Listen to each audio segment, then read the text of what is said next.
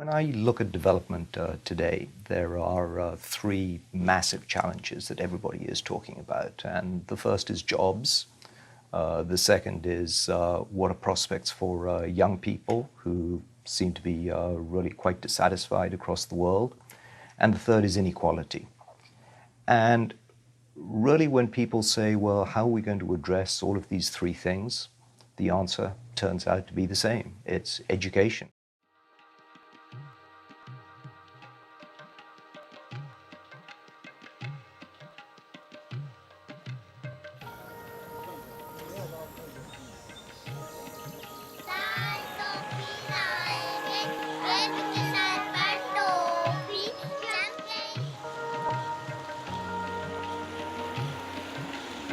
Many of our children are going to school.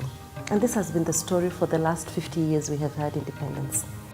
They go to school because there's a belief that parents have, a belief that families have, that going to school gives them the skills and competencies that they need. Parce que sans éducation, on ne peut pas participer au développement de son pays. Sans éducation, on ne peut pas être un citoyen. Actuellement, c'est un grand challenge pour tout le monde. Donc toute la communauté, les enseignants, les parents d'élèves, les gouvernements, toute la communauté éducative et toute la société civile. Parce que là, on se rend compte que les enfants vont à l'école, mais ils n'apprennent pas toujours ce qui est prévu dans le curriculum. We began to really feel this invisible problem, which was the fact that children are in school, attending fairly regularly, but really not at the level that they need to be. So I would say that we have a learning crisis. But it was very hard to make that case and get policymakers to pay attention because we didn't have data, we didn't have evidence. Making that shift in a very powerful constituency was hard work, and we needed something incredibly powerful to do that.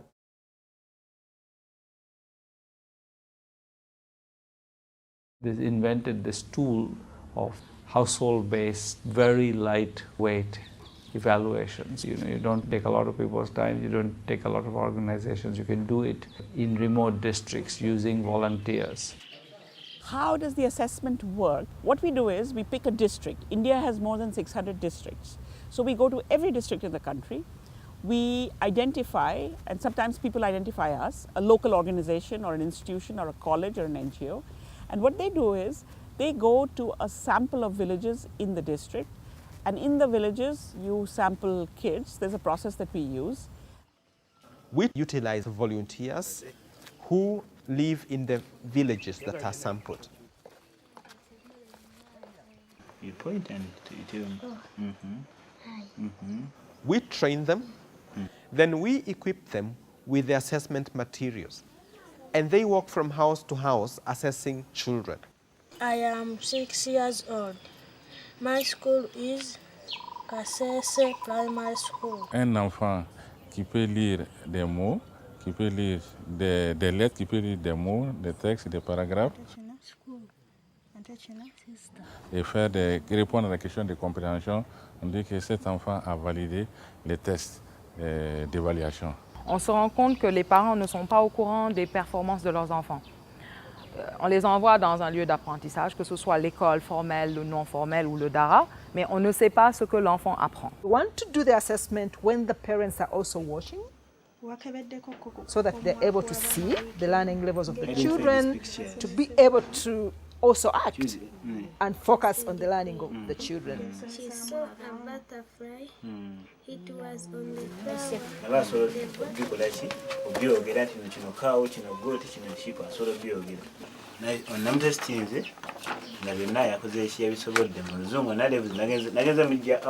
The thing that not many people necessarily know is what a broad scale it's done under.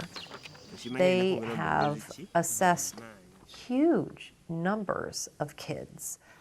Aujourd'hui, les évaluations de cette année, c'était dans 1320 villages au Mali, sur 2000 et quelques. Ça veut dire qu'il nous reste encore quelques peu, mais nous allons faire en sorte qu'on ait l'essentiel des villages, qu'on progresse, qu'on occupe beaucoup plus d'espace. By being able to go to every single district of the country, and in every single district going to 30 enumeration areas or 30 villages, what it allows you to do is to, in a sense, engage the whole country.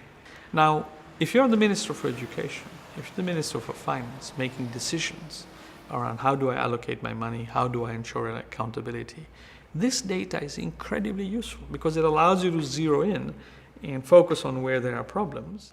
When you did this assessment, then parents and other family members and other community people would come around and say, what is it that you're doing? On les envoie dans un lieu d'apprentissage, que ce soit l'école formelle, le non formel ou le DARA, mais on ne sait pas ce que l'enfant apprend.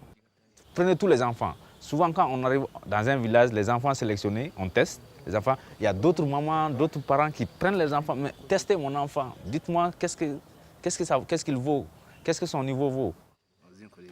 Ekigezo ekikwaga nti nakirowoozako tekibadde kibi era kimpadde ekifaananyi kirungi nti kugamba olaba obunafu bw'omwana wawe buli oluusi lwakuba abaana kati tebasobodde kwogera naye nolaba n'obusinzira kwali kitwanya nti oba n'obunafu bw'omusomesa noga nti tulina okukwataganyamu babe nga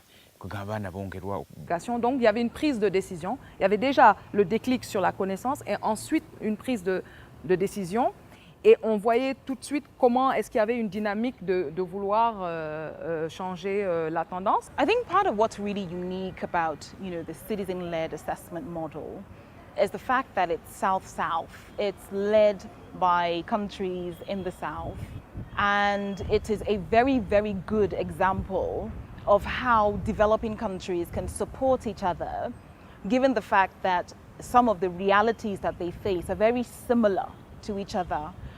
L'approche des évaluations citoyennes est une approche purement sud-sud.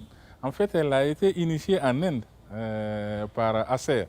ACER aussi, WESO au Kenya, en Ouganda, en Tanzanie, s'est inspiré de cette approche indienne pour expérimenter, pour mettre en œuvre le programme dans 3 pays de l'Afrique de l'Est.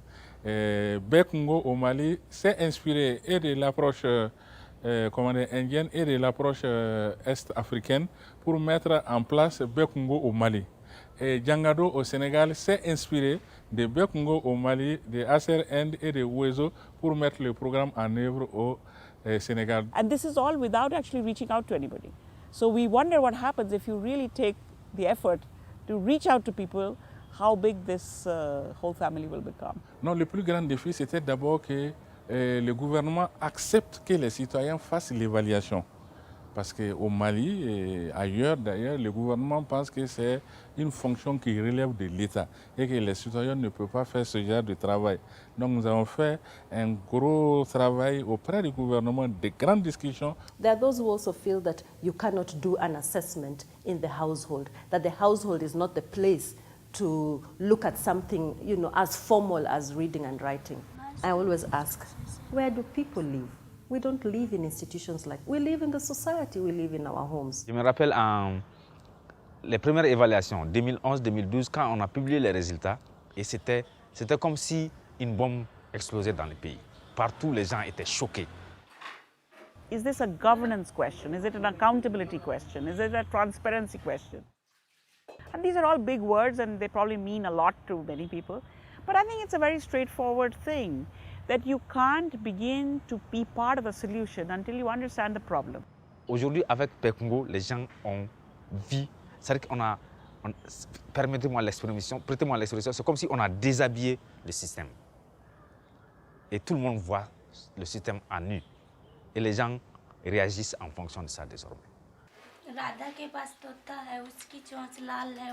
These citizen-led assessments have really affected the conversation about what it means to measure the quality of education, the objectives of education, and ultimately what an education system is producing. You can see now that there's a shift from inputs, being proud of the number of children who are enrolled in school, to focusing on the right thing, whether the children are learning. If you don't focus on the early levels of learning, then you are giving children a shaky foundation. If they can't read, they can't count, how are we going to talk about analytical skills, critical thinking, all those other life skills they are supposed to acquire? Donc ça, ce n'est plus un tabou pour personne, que ce soit le gouvernement, que ce soit les citoyens ordinaires. Avant, les communautés au Mali, surtout les parents d'élèves, ne pensaient pas qu'ils avaient un rôle à jouer dans l'éducation. Pour eux, l'éducation, c'était l'affaire des décideurs, c'était l'affaire du gouvernement. Mais avec notre expérience, les communautés ont compris qu'elles avaient beaucoup plus de rôle que le gouvernement dans l'éducation des enfants. Et souvent, certains nous ont même dit, mais pourquoi vous avez attendu tout ce temps pour commencer avec ça? Et c'est maintenant que nous savons que nous pouvons jouer un rôle important. Policymakers can participate by also looking at reality. Having a policy framework, having curriculum frameworks that cannot be implemented mean there is nothing wrong with our kids or perhaps with our families or teachers. It's what we are expecting from them. Par exemple, au niveau national, le succès, c'est l'acceptation des résultats par le gouvernement. Ça, c'est un succès au niveau national. Et la disposition aussi du gouvernement à prendre des mesures pour améliorer la qualité de l'éducation au Mali. Mais en termes d'impact, il y a déjà des prémices au niveau national, notamment sur les politiques, parce qu'on parle de plus en plus de la qualité des apprentissages. Alors qu'avant, on était plus sur tout ce qui touche à l'accès et tout. Mais de plus en plus, même les hautes autorités éducatives comme le ministre mettent dans les discours ou dans les termes beaucoup plus référence à la qualité des apprentissages. Ça prend du temps parce que c'est quelque chose qui vise une transformation sociale. La transformation sociale est un processus de longue haleine. Il faut d'abord agir sur les mentalités. It's all becoming more and more valuable over time as we get more countries, we get more benchmarks, we get more years. So I think that this is something which is building. And it's certainly helped move the needle to say that we can actually get measures and statistics on learning outcomes. And today, I think the different efforts in the different countries together reach more than 1 million children a year. And it's really amazing how simple things can go really far.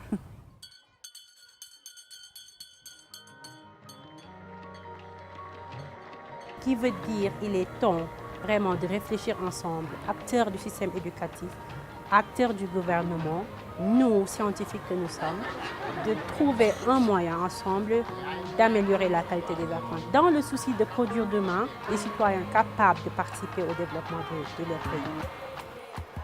By helping to shift the focus on learning outcomes, by helping to shift the focus on how we spend our resources, by sharpening the kinds of policy, the debate on the types of policies and programs we need, that we will in fact have better learning, and in doing so, fulfill that promise for millions of poor people, that education in fact is liberation, that education in fact will help you have a much better life.